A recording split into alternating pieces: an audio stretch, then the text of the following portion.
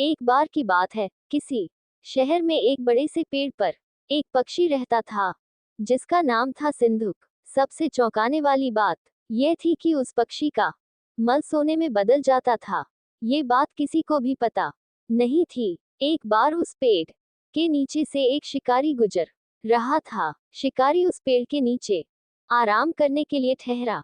वो आराम कर ही रहा था कि इतने में सिंधुक पक्षी ने उसके सामने मल त्याग कर दिया। जैसे ही पक्षी का मल जमीन पर पड़ा, वो सोने में बदल गया। ये देखते ही शिकारी बहुत खुश हुआ और उसने उस पक्षी को पकड़ने के लिए जाल बिछाया।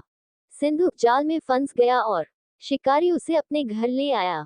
पिंजरे में बंद सिंधुक को देख शिकारी को चिंता सताने लगी कि अगर राजा को इस बारे में पता चला तो वो न सिर्फ सिंधुक को दरबार में पेश करने को कहेंगे बल्कि मुझे भी सजा देंगे। ये सोचकर डर के मारे शिकारी ने खुद ही सिंधुक को राज दरबार में पेश कर राजा को सारी बात बताए। राजा ने आदेश दिया कि सिंधुक को सावधानी से रखा जाए और उसे अच्छे से खाना खिलाया जाए। ये सब सुनने के बाद मंत्री ने राजा को कहा, आप इस बेवकूफ शिकारी की बात पर भरोसा मत कीजिए। कभी ऐसा होता है क्या कि कोई पक्षी सोने का मल त्याग करे?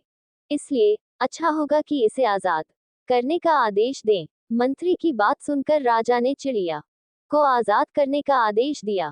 सिंधुक उड़ते उड़ते राजा के दरवाजे पर सोने का मल त्याग करके गया। ये देखते ही राजा ने मंत्रियों को उसे पकड़ने का आदेश दिया, लेकिन तब तक वो पक्षी उड़ चुका था। उड़ते उड़ते सिंधुक कह गया, मैं बेवकूफ था जो शिकारी के सामने मल त्याग किया। शिकारी बेवकूफ था जो मुझे राजा के पास ले गया। राजा बेवकूफ था जो मंत्री की बात में आ गया। सभी बेवकूफ एक जगह ही हैं। कहानी से सीख, कभी भी दूसरे की बातों में नहीं आना चाहिए और अपने दिमाग से काम लेना चाहिए।